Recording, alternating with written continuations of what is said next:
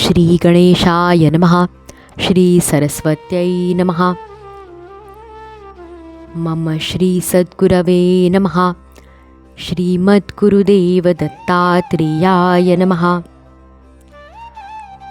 स्वजन जनधनाचा कोण संतोष आहे, रघुपती विण आता चित्त कोठे न राहे. जीवलग जीव घेती प्रेत सांडूनी जाती, विषय सकळ नीती मागुता जन्म देती. नमो भगवते वासुदेवाय. श्रीमद्भागवत महापुराणम् एकादश स्कंध अथ षड्विंशोऽध्यायः. पुरुरव्याची वैराग्योक्ती. भगवान श्रीकृष्ण म्हणतात, माझ्या प्राप्तीचे मुख्य साधन असलेले हे शरीर मिळाल्यावर जो माझी भक्ती करतो तो प्रत्येकाच्या अंतःकरणात असलेल्या मला आनंद स्वरूप परमात्म्याला प्राप्त होतो. जीव ज्ञाननिष्ठेने गुणमय जीवयोनीपासून कायमचा मुक्त झाला असता वास्तविक नसूनही दिसणाऱ्या केवळ मायास्वरूप गुणांच्या पसाऱ्यात राहूनही त्यांच्यामुळे बांधला जात नाही, कारण त्या गुणांना वास्तविक अस्तित्वच नाही. जे लोक कामसेवन आणि उदरभरण यांनी संतुष्ट असतात अशा दुर्जनांची संगत कधीही करू नये, कारण त्यांचे अनुकरण करणाऱ्यांची अधोगतीच होते.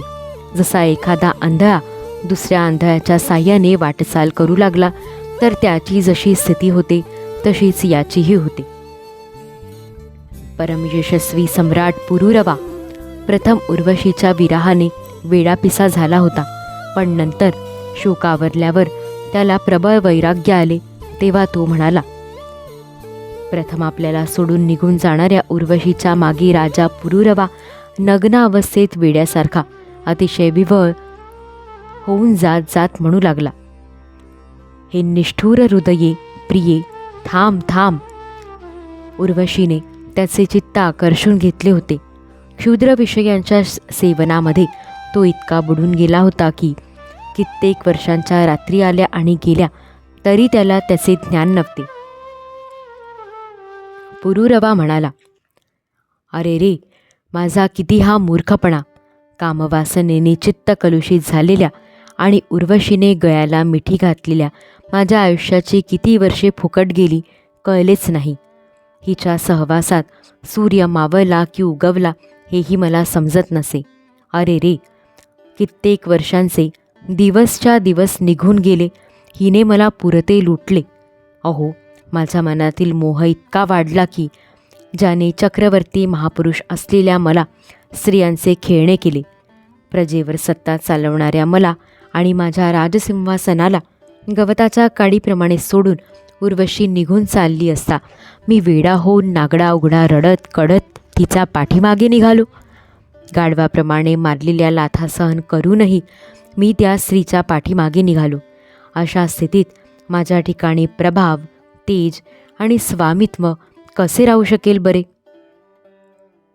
स्त्रियांनी ज्याचे मन चोरले त्याचे विद्या, तपश्चर्या, त्याग, शास्त्राभ्यास, एकांतात राहणे किंवा मौन सारे निष्फळच आहे.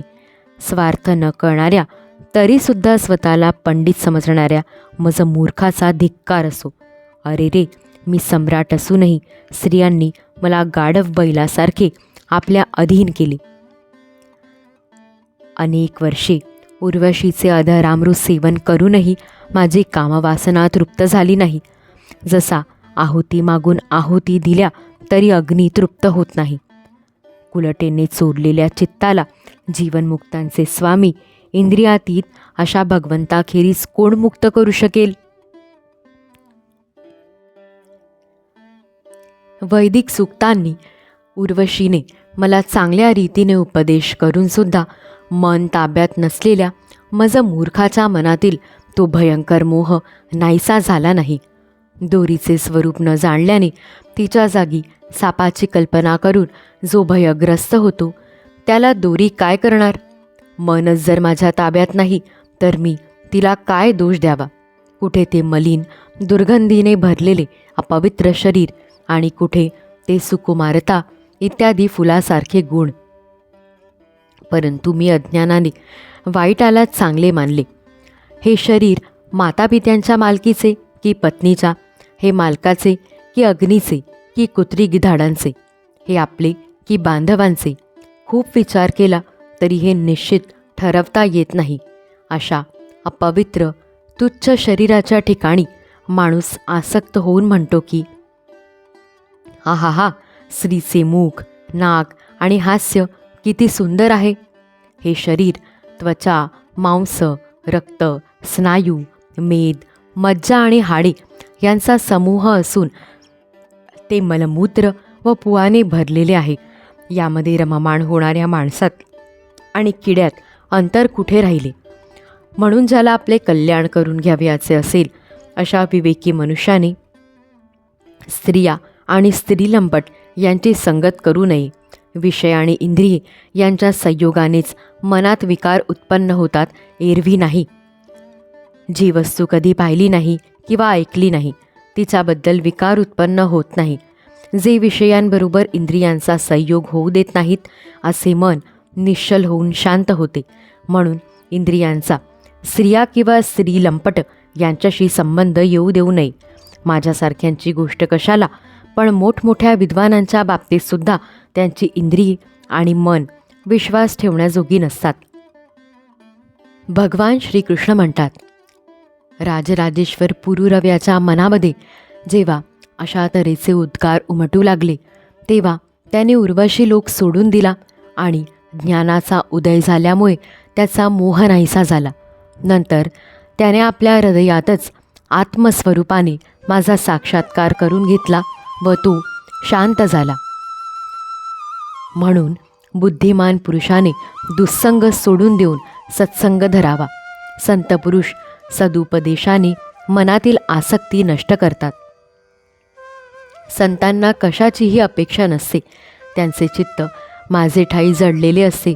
ते अत्यंत शांत आणि समदर्शी असतात. त्यांचे ठिकाणी मी माझेपणा नसतो. सुखदुःखादी द्वंद्वे त्यांना बाधत नाहीत. तसेच ते कशाचाही संग्रह करीत नाहीत. हे भाग्यवान उद्धवा, संतांच्या सभेत नेहमी माणसांचे हित करणाऱ्या माझ्या कथा चालतात. जे त्या ऐकतात त्यांचे सगळे पाप नाहीसे होते. जे लोक आदराने आणि श्रद्धेने माझ्या कथांचे श्रवण, गायन आणि कौतुक करतात, तसेच जे माझेच चिंतन करतात तेच माझी भक्ती प्राप्त करून घेतात. अनंत गुणांचा आश्रय, आनंदानुभव स्वरूप अशा ब्रह्मरूप माझी भक्ती ज्याला प्राप्त झाली त्या सत्पुरुषाला दुसरे मिवावयाचे काय शिल्लक राहते. ज्याने अग्नीचा आश्रय घेतला त्याला थंडी किंवा अंधार यांची काळजी नसते. त्याप्रमाणे जे संतांना शरण जातात त्यांची जडता, संसार भय आणि अज्ञान नाहीसे होते. जशी पाण्यात बुडणाऱ्या लोकांना बळकट नौकाच आश्रय असते, त्याचप्रमाणे जे या घोर संसार सागरात गटांगळ्या खातात त्यांच्यासाठी ब्रह्मवेत्ते शांत संतच आश्रय होत. जसे अन्नच प्राण्यांचे प्राण आहे, दीनांचा रक्षण करणारा मी आहे, माणसांचे परलोकामध्ये धर्म हेच धन आहे, त्याचप्रमाणे संसारामुळे भयभीत झालेल्यांसाठी संतजनच रक्षणकर्ते आहेत. जसा सूर्य उदय पावून लोकांच्या डोळ्यांना पाहण्याची शक्ती देतो, त्याचप्रमाणे संतपुरुष स्वतःला आणि भगवंतांना पाहण्याची दृष्टी देतात. संत हे अनुग्रहशील देवता आहेत. संत आपले हित इच्छिणारे सुहृद आहेत. संत आपले प्रियतम आत्मा आहेत. किंबहुना संत म्हणजे मीच आहे. अशा रीतीने पुरुरव्याला आत्मसाक्षात्कार होताच त्याचे उर्वशी लोकाचे आकर्षण नाहीसे झाले. त्याच्या सर्व आसक्ती नष्ट झाल्या आणि आत्म्यात रममाण होऊन तो या पृथ्वीवर वावरू लागला. अध्याय 26 समाप्त.